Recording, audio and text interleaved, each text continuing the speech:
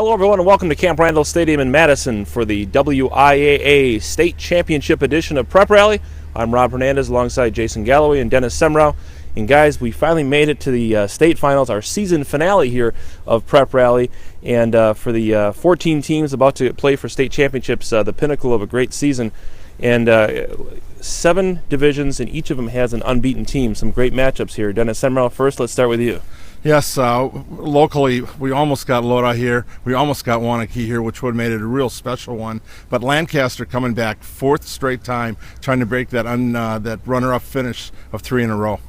And Jason, the good news for you is after this week, you get to move indoors for basketball. Yeah, it's really exciting. This is really cold out here today, and freeze my butt off, but I'll push through for one more week. Well, there was snow on this field after Saturday's Badger game. They've scraped it off. The stands are still snow-covered.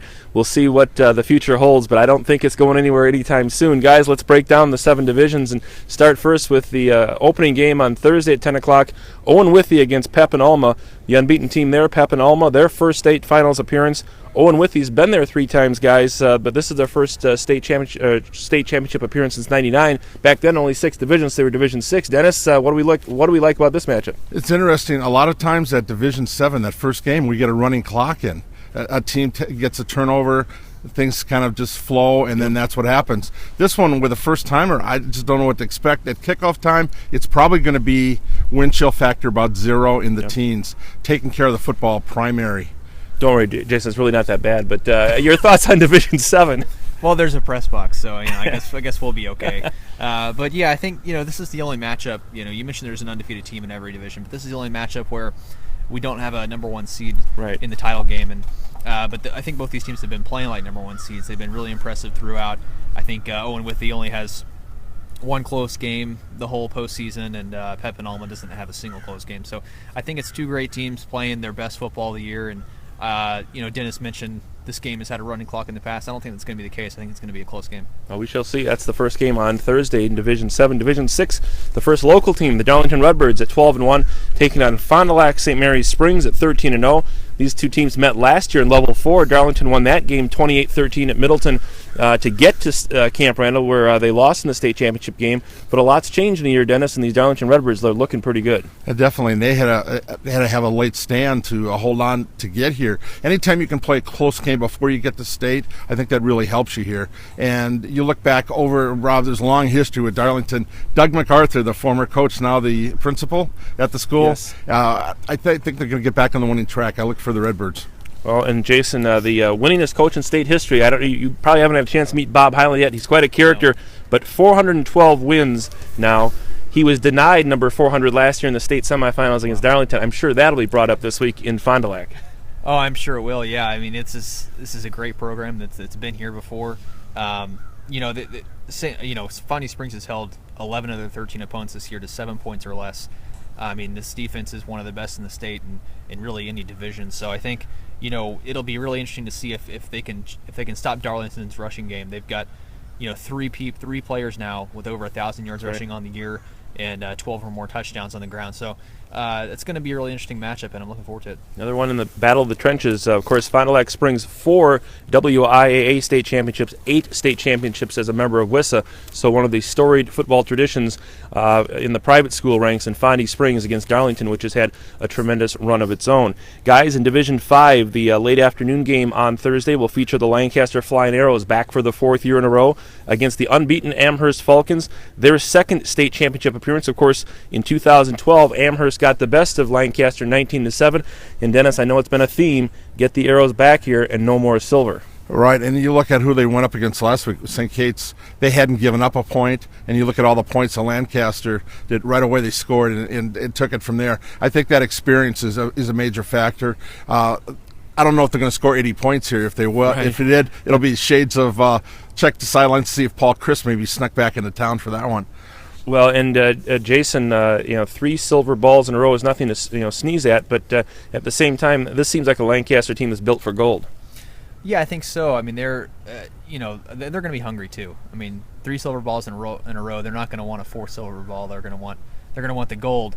And this is a Lancaster team that has scored 39 or more points in every game this year, except for the one game they lost, which they already avenged that loss in the level 3 of the playoffs. So, but Amherst they've scored 30 or more points in every game too. This is two powerful offenses going against each other, and I think this could turn into a shootout. Could turn into a really fun game. I think fans will be surprised at how much athleticism is on the field here for a Division 5 matchup on the carpet at Camp Randall. Switching to the Division 4 state championship game, the one in prime time over the 2 days, 7 o'clock Thursday. We've got Somerset at 13-0 against Little Chute at 11-2. Somerset, the one unbeaten team in the field, 6th time that at Somerset has been to the state finals, 3rd time in 4 years.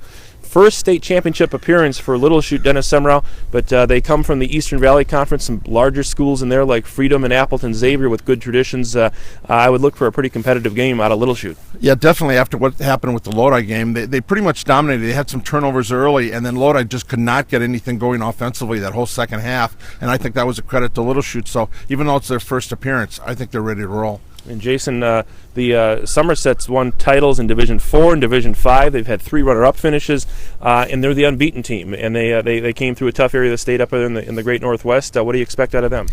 Well, I think they'll be the favorite coming in as the number 1 seed. But they like Little Chute, they were trailing in the fourth quarter of their game last week as well. Little Chute had come back from the 20-0 deficit. I think for both these teams, when you have a game like that, when you in the playoffs, when you have to come from behind and win, I think it's a big boost coming into this game, state title game like this. So I think we'll see both teams' best football. All right, the final day of the football season will be on Friday, and the 10 a.m. game will be the Division III state championship game between Rice Lake at 10-3, Wisconsin Lutheran at 13-0. 6 state championship appearance in WIAA for Wisconsin Lutheran, but Dennis, they're first since 2011. When they've been here, though, they've been good. They have, and you look at their season, I think from day one, this is a team that was meant to be here. And Reedsburg, we thought might have had a chance a few years ago. Remember when they were runner-up? Right. They upset them. Not this time. They scored early and often. It was 28-14 at halftime, and then they came right out in the second half, and I think with an exclamation point. So you look at the Little 10, they dominated that league. They played some pretty good teams in it too. But I'd have to say Wisconsin Lutheran, again, one of the unbeaten teams in the field. Rice Lake, Jason, a smaller school and a bigger conference, but they haven't been here since 2004, and they've only got 1 state championship to their credit, 1979, long time ago, 35 years. What do you expect out of Rice Lake? Can they hang with Wisconsin Lutheran? Well, they've got a great running game, and that's going to be the interesting thing to see if they can keep up with Wisconsin Lutheran, because they're going to be major underdogs, like you alluded to. Wisconsin Lutheran comes in here as the number 1 team in the state for their size school, and they're going to be the big favorites. And I don't know if Rice Lake will be able to keep up, but it'll be interesting to see if they can. All right, that's the 10 a.m. game on Friday. In Division 2, the 1 p.m. state championship game pits Menasha. First time here at 13-0 against Waukesha West at 11-2. Waukesha West wins the Division 1 state title in 2010, won in Division 2 back in 2004. The co-champions of the very powerful Classic 8, and Dennis, Joe Schobert, the Badger linebacker, has the Division 1 state record for single-game rushing on the same field where Melvin Gordon went off for 408 last Saturday.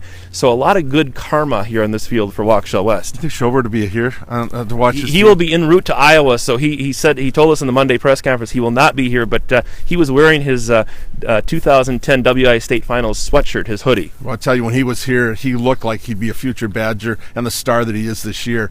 I tell you, Waukesha West, they took out Wanakee, which really I think surprised people during the year. Jason, I know they were that close to getting there. They had a last-second field goal that just fell short. But Waukesha West, again, I think you look back, the body of work, what happens during the season, they're prepped for this. And Jason, Menasha, though, one of the several games last weekend that came down to a 2-point conversion try in the last minute to get to 13-0 and get to the state final. They beat Mequon Homestead 8-7. That's got to be a tremendous boost for them getting here. Yeah, it is. I mean, both these teams won by 1 point last week, and most of these teams we've seen get to the state finals have taken care of business in the early rounds. They've blown out teams, but these teams, I mean. This is the 3rd straight, 1-score win for Waukesha West. It's the second 1-point win of the postseason for Menasha.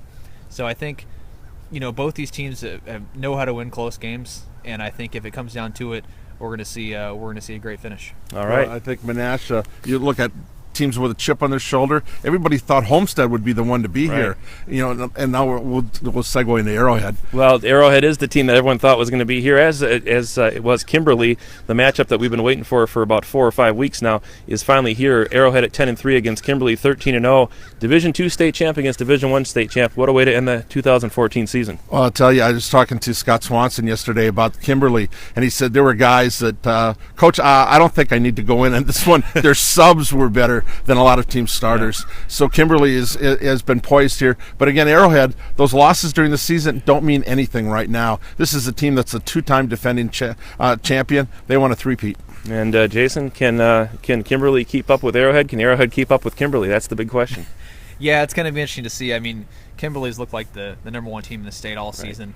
You know, Arrowhead's won 7 straight games since the poor starts of their season with a few losses early on. But, I think Kimberly comes in here as deservedly as the favorite.